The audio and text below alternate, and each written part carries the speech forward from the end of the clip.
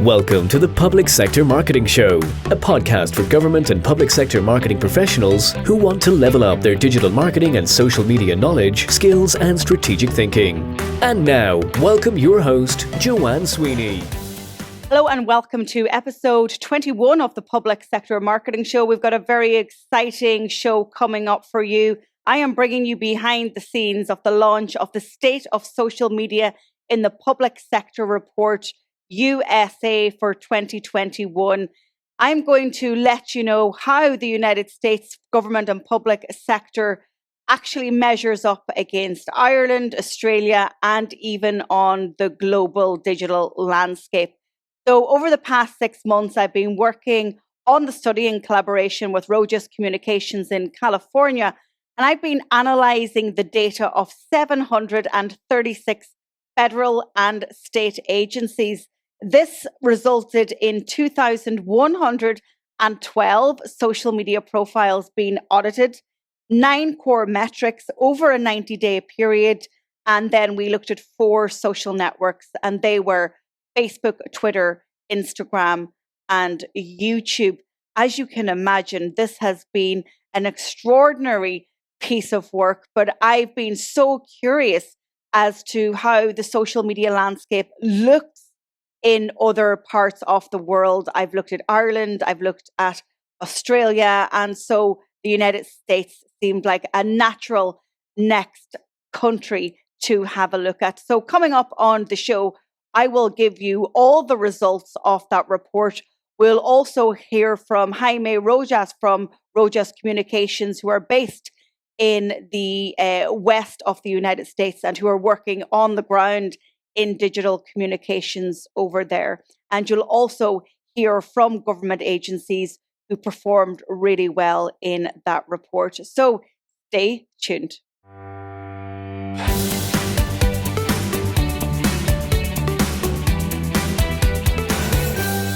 So let's have a think about what this report actually does and the methodology that we went through.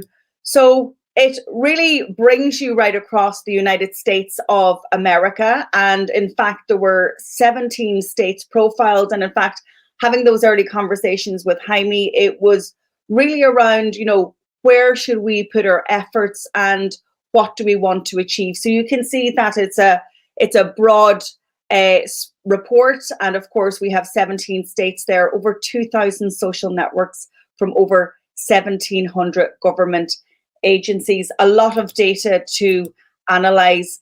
And so we do have Jaime and Tamarin who are here with us, and they're going to come back to us a little bit later on. So let's get into the report methodology. It might be a little bit less sexy than the findings, but I can tell you that it's really, really important to outline and to be very transparent with you as to our approach. And this is an independent report, and it's important to point that out. Our only mission and our North Star in this is to provide you with something tangible that you can take away and you can leverage for actionable insights. It was a bit of a painstaking process, and Jaime and his team will attest to that for sure. There is no single database of social networks for the United States for government and public sector. It does not exist. But what this report does is this report actually created it. So here's how we compiled all the data. Step 1 was to develop a database of government and public sector agencies that we wanted to profile. Then we visited each website of each government agency to find linked social networks. So we had hoped that you had your social networks linked on your website. From there, we then cross-referenced and we searched each social network for your agencies. We cross-referenced a second time on Google. Then we segmented all of that data by location, because you saw the map of the United States. That's how we were breaking it into categories. We segmented then all location categories by social networks, of which there are 4. Then we audited all of those data sets using third-party software. I also want to point out that at no stage did we have access to any of the social networks' admin or login details. This study is based on publicly available data. And then finally, we undertook a bit of a qualitative review in terms of content and the 3 Fs. And I go into a lot more detail in that in the report in terms of content form, frequency, and format. So now for some of the exciting reveal and going into the key high-level findings. When it comes to social media, one question that we all ask in this game is, what does success look like? Many of you social media managers might be asked by your line manager, your department head, the chief of police, head of your city council, utility or fire service to grow followers. Followers are vanity metrics, or as Sheryl Sandberg describes them, as metrics that matter, but not the full story. So we wanted to go into maybe metrics that give a fuller story. So apart from fans and followers and subscribers, we looked at another couple of key metrics. The second metric being engagement. So what percentage of the people that actually follow you are taking an action and engaging on your content? So like, comment, and share, video view, link, click. There's a third metric in here called PPI. This represents Page Performance Index. And what that means is it's a metric that combines 2 metrics. It combines your engagement rate, but also your growth, how your channel is growing. So how many new followers you're getting each month. And this is a percentage score out of 100, okay? If you're looking at the report and you see a line through any of these metrics, it means that there wasn't any enough data, so enough critical data in order for the software to bring it in. The next thing that we looked at, again, from a YouTube perspective only, is how many followers you were growing month on month on your channel, and then also YouTube only video views. The social networks that we audited were Facebook, Twitter, Instagram, and YouTube. We did have data for LinkedIn, but unfortunately, when LinkedIn closed down its API in June 2020, it then disabled the ability for us to use third-party software to get that data. So hence why we have the 4. So in total, there were 736 Facebook pages audited, 646 Twitter accounts, 442 Instagram accounts, and 283 YouTube channels. This in itself tells a story. The story that it tells is that the favored social networks in the United States in our sample are Facebook, followed by Twitter.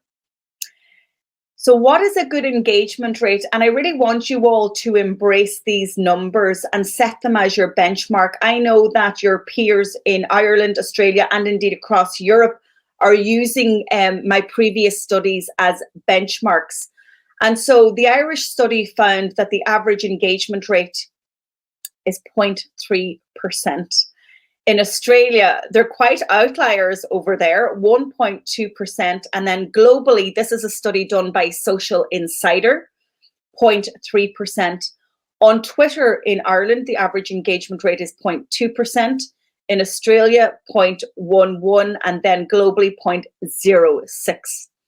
On Instagram in Ireland, the average engagement rate is 0.6%. In Australia, 0.9%, and then globally 1.1%. I'm going to show you momentarily where the United States fits compared to the global perspective. The one question that I often get asked when I present the results of this study from other countries is, but Joanne, how many team members do these high-performing government agencies have?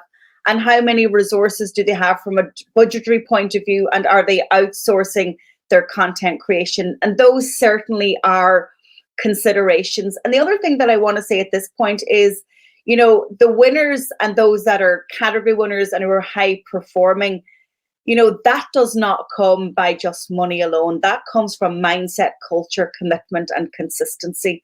And also they're providing almost like a roadmap and a visionary for the rest of you to perhaps follow and to help achieve. So here is where the United States now sits when it comes to average engagement rates.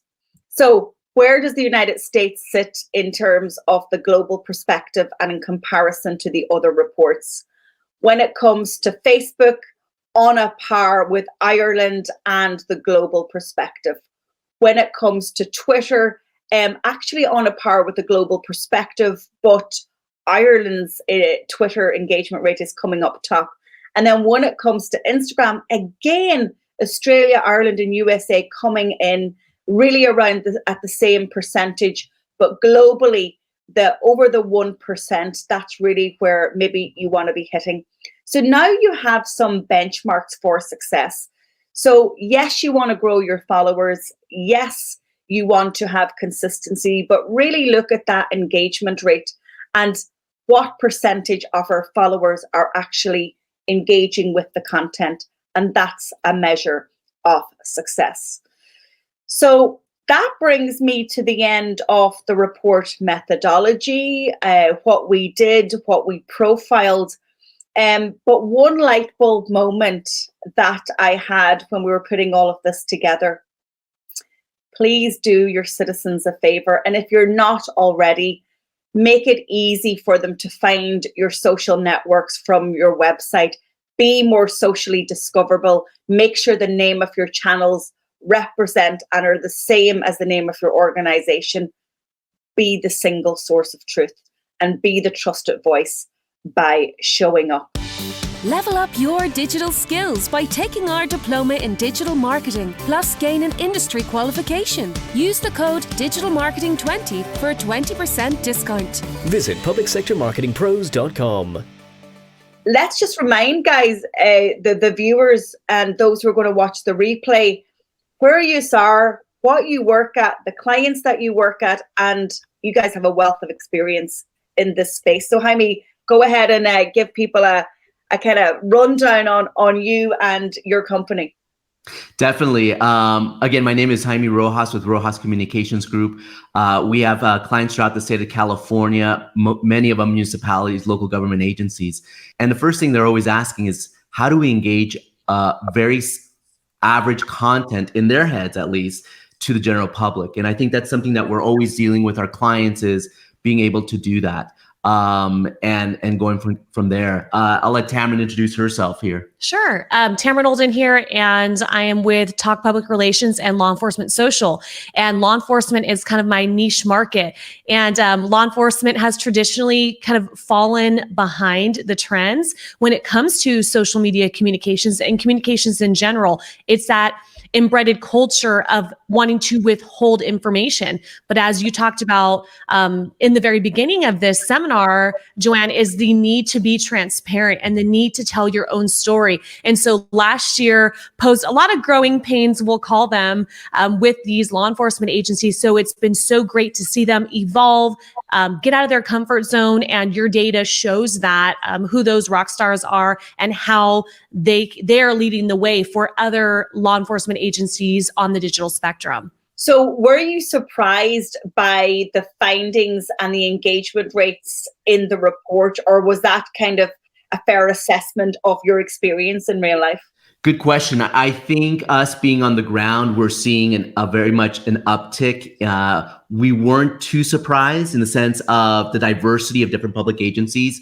We've seen municipalities like cities, counties, special districts, fire, water, utilities. So what was more surprising, I think, in my opinion, was the diversity of agencies. But for us in our shops, they're calling us to help them in this segment. So we're seeing the growth. We're seeing the growth in our business and helping these municipalities. So it was interesting to see the diversity in the different government agencies. I definitely agree with that.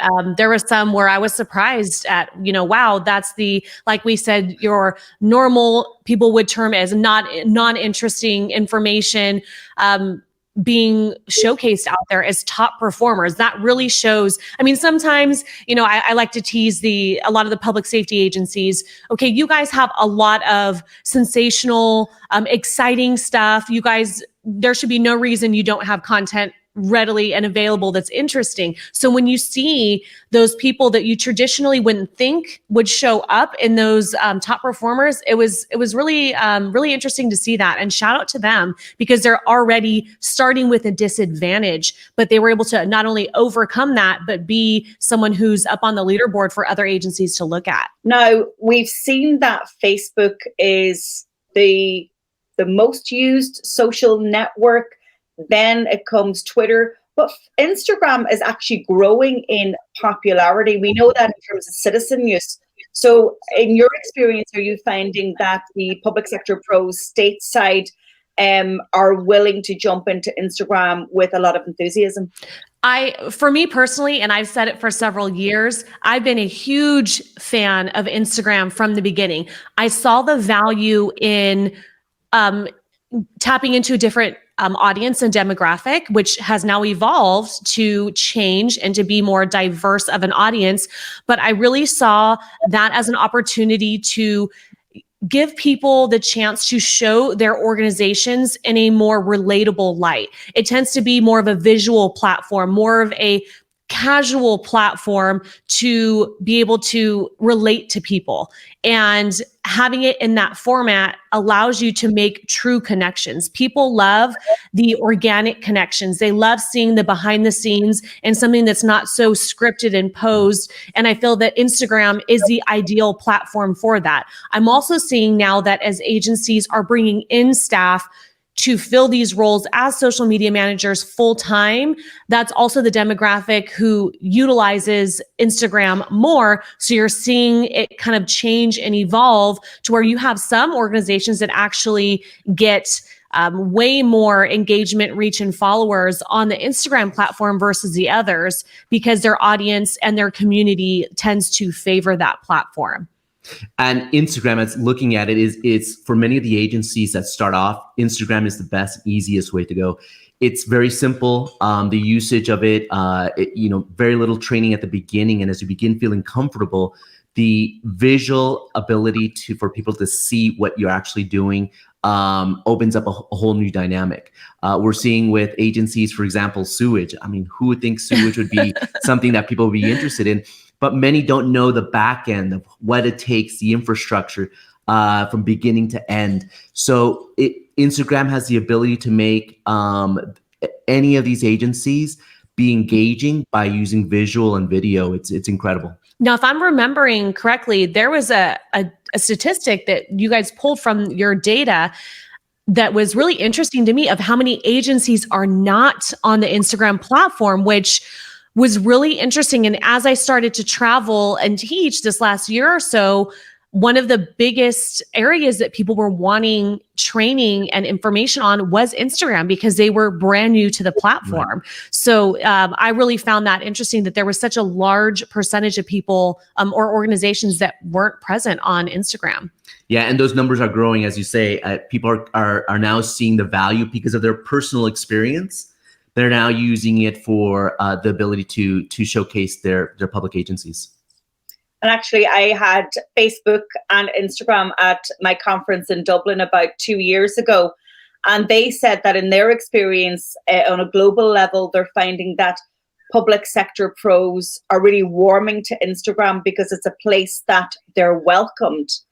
And the atmosphere and the tone is quite positive. So going front of screen there, and we know that people spend 60% more of their time on stories than they do on Grid and Insta, but they want to see a face, right? Mm-hmm. They want to see a human being speak to them. So that brings me to the whole going front of screen. We know that Facebook, has supported video, as has Twitter and live streaming, but Instagram more so really requires that person to person engagement. Are your clients willing to go a bit more front of screen? And kind of use the phone and but do a bit more of this?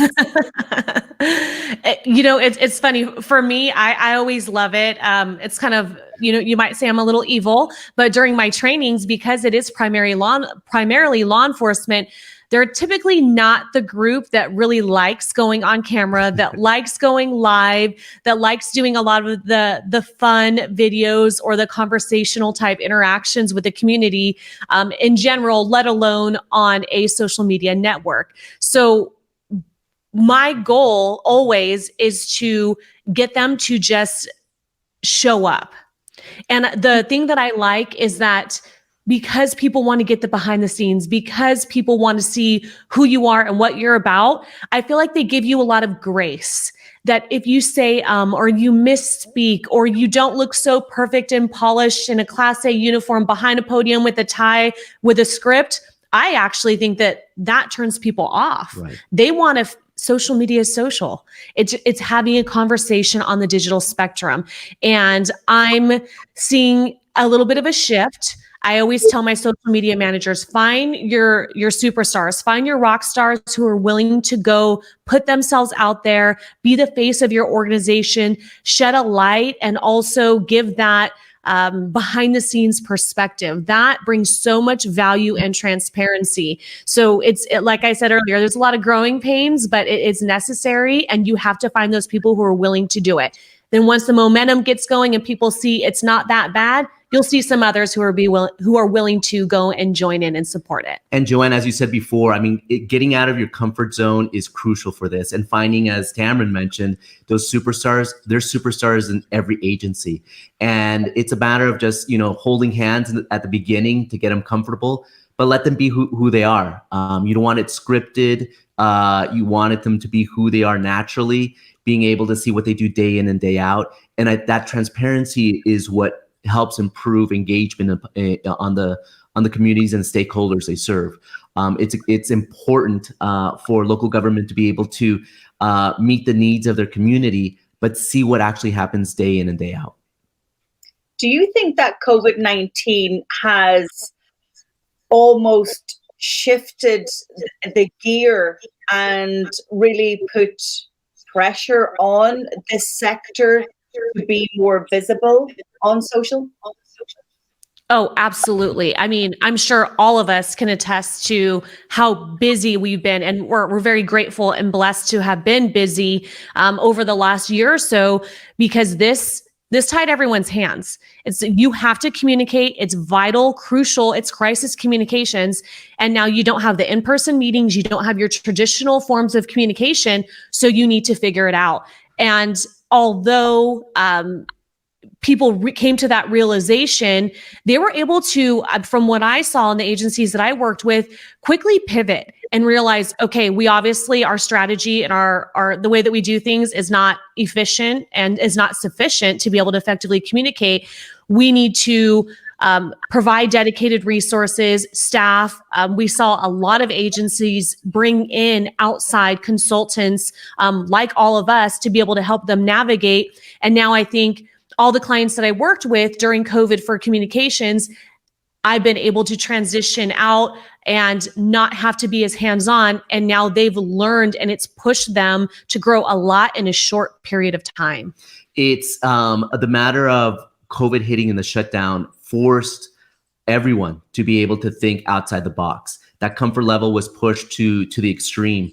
Some met the challenge and others haven't, and are continuing to figure out and, in a way to what's next for us, what works and what doesn't. But COVID was key in, I think, these upticks. And I think in the next couple of years, as we do an analysis from 2019 to where we're at, we'll see that the number and rise of social media platforms increase in this niche, because the need of communication and the development of trust to the community and transparency being number one. I know I've seen a huge increase in agencies that are now hiring full-time staff dedicated to content creation, to social media management, to PR and marketing for their agencies. Whereas a lot of times they didn't have the staff, they didn't have the budget, the training, the resources, the supplies, the equipment, because it was an ancillary assignment that people didn't value. And last year, actually did the profession a lot of good. There was silver lining in all this, I think, for everybody in the communications world. One thing that I was surprised about is that how aligned the engagement rates are right across the world, from Ireland to Australia to the United States. That's telling us a story that government and public sector are really in a space where they have a right place to speak, right? Not just brands, but they need to be here. Yeah, you know, people they're wanting this. I always say, think of it as your modern day form of communication. People will communicate, you know, before they traditionally communicated through in-person meetings, through emails. And even that is now becoming a passe form of communication. So for those who've been able to come forward and pivot their communications methods, they've been doing well because, like you said, there's a huge need, and that goes across the globe. We're seeing what government is known to do, be slow about the usage to its stakeholders, but realizing that the need is cost effective if done right. And as Tamara mentioned, budgets are being increased as we see fiscal years coming in to be able to meet the demand of this form of communication. It's necessary, and the government agencies slowly pivoting to that area. Yeah, so some love for Instagram here, for sure, from one of our viewers. And also, not only younger, we're being reminded, but older as well, all around my favorite.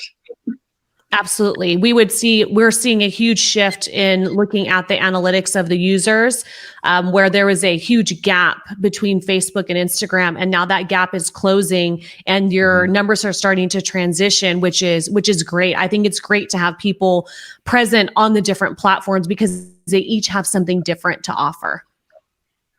Let's talk a little bit about the marriage of traditional communications and also social. I think the perfect match is both of those together. So we're not saying in this report, ditch your PR, ditch your media advertising or your in-person events. What we're really saying is social can complement what you're already doing.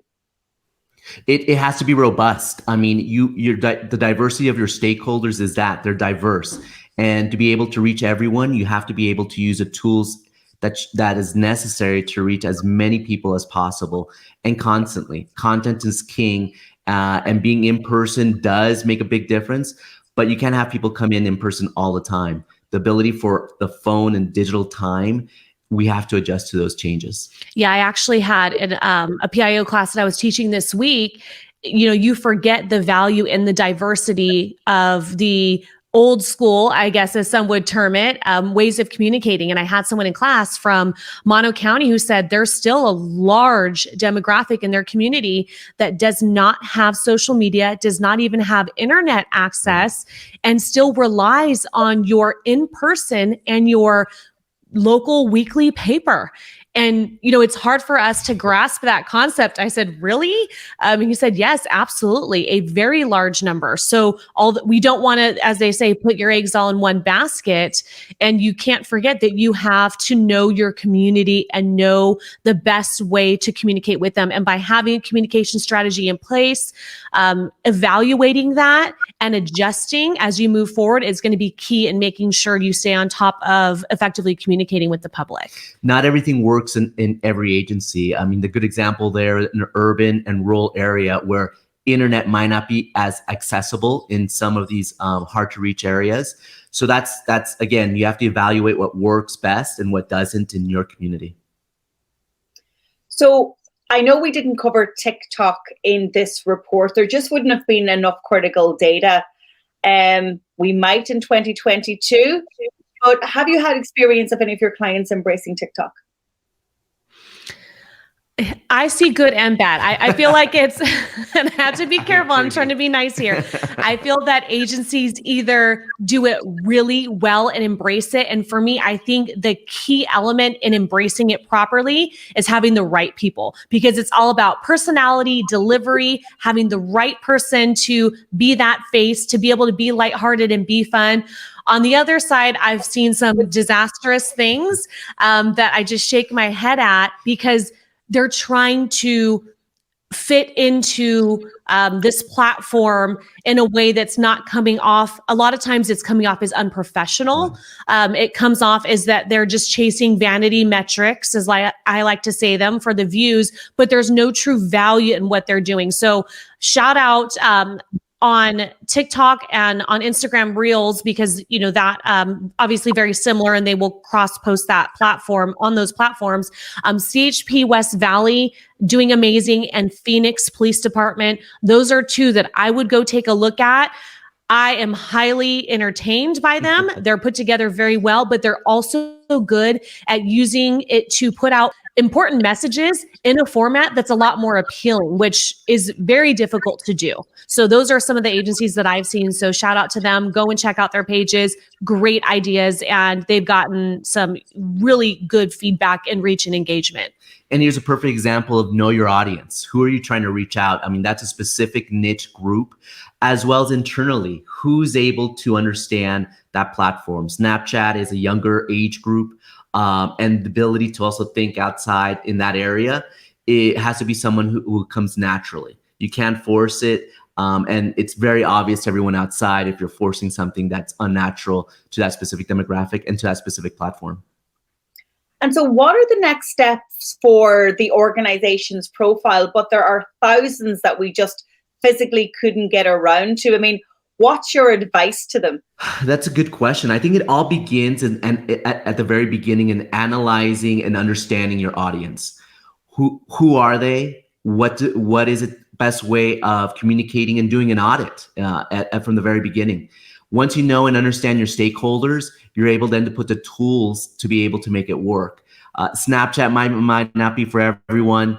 Twitter might not be for everyone, but you have to look and analyze and know your resources as well, because you want to maximize the resources that you have. And if you're there, we're going to do everything and not do it well, that's not going to work either. So you have to maximize your resources and understand and know best your own audience.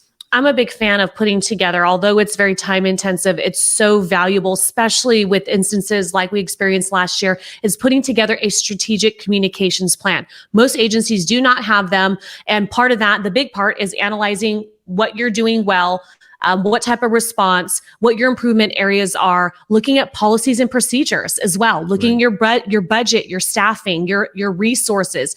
How can you put together a plan, set goals and timelines, test different things, do A/B testing and see what works well, go back and revisit your data, analyze the response, and then make your adjustments as needed. But here's the thing, what works now is not going to work next year. And that's what happens, is they have these strategic plans or communications plans that they put together in 2017, and it's completely outdated because they don't take the time to really truly update it constantly and make sure that it's relevant.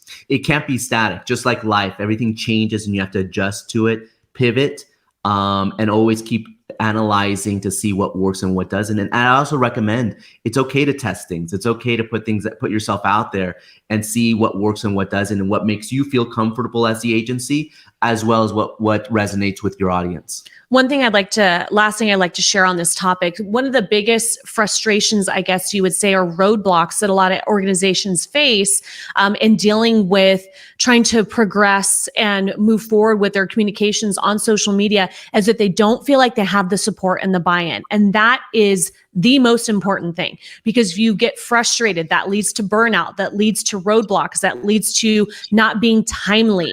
It leads to really feeding into that distrust, because people are looking at you to communicate with them. But if you have to go through 10 people to get something approved, and there's too much bureaucracy, I guess. I mean, there's no other way around saying it, that it really does make it frustrating for us to do our job. So make sure that your organization has that buy-in from the top down, that they make communications one of their staple goals of their organization. So that way everybody's on the same page, everyone supports the mission, and it makes your job a lot easier. So work with your administrators, work with your supervisors to be able to implement these strategies and really get that buy-in.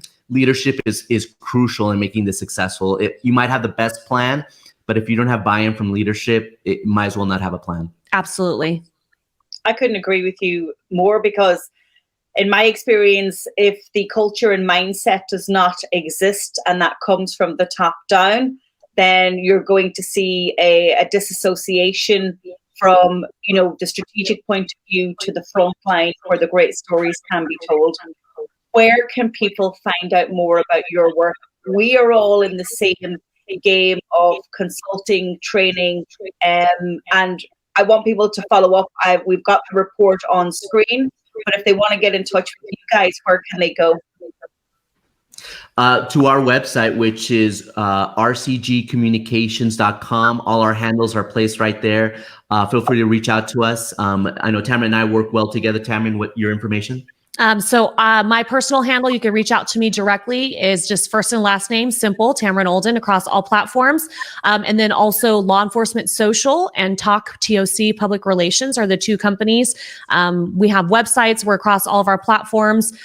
We would like to be a resource. I always tell people, don't hesitate to reach out, to run something by me. I'm not going to charge you for that. We're all in this together. And it's so valuable to be able to partner with you guys.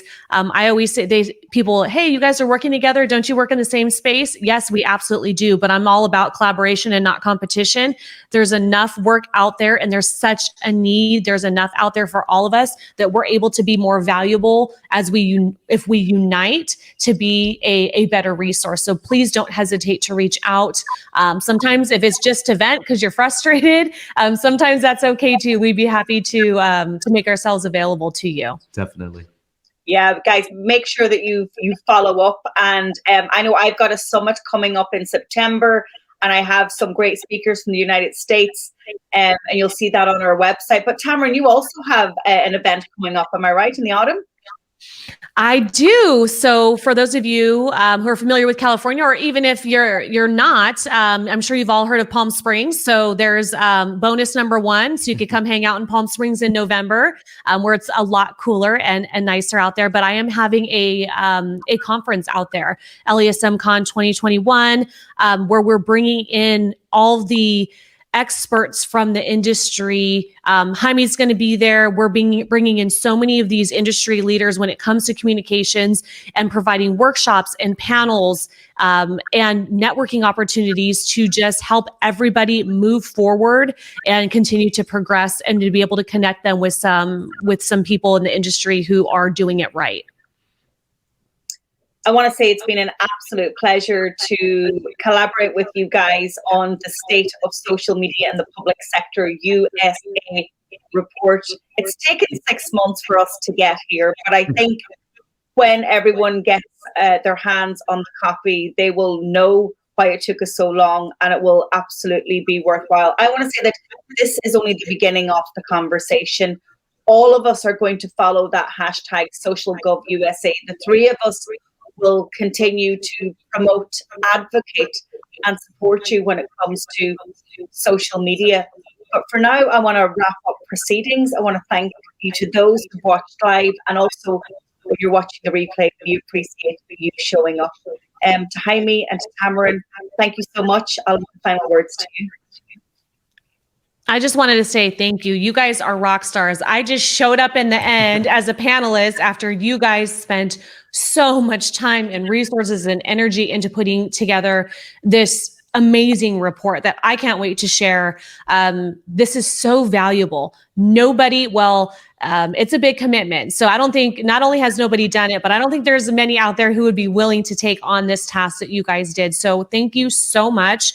This document that you put together is going to really, really help people progress. And I just am so grateful to be part of this. So thank you again to both of you for having me. No, and thank you, Joanne. The collaboration between all of us was incredible.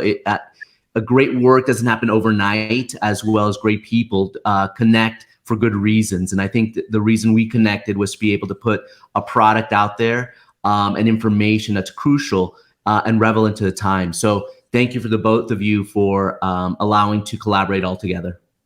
Yeah, and look, here it is. I got it printed. And it's 176 pages. Oh my goodness. Look at that. It's massive, but it really is. This shows our commitment to the sector and our commitment to elevating the standard in the public good.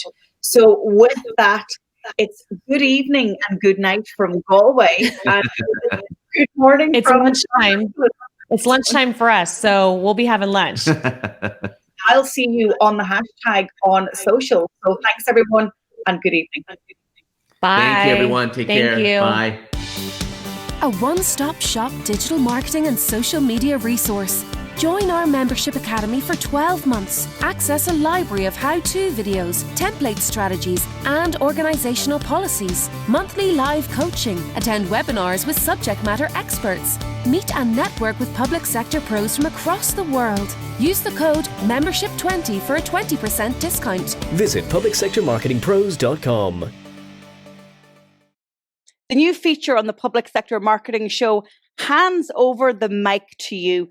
So for the consulting segment, I'm now going to be answering your questions.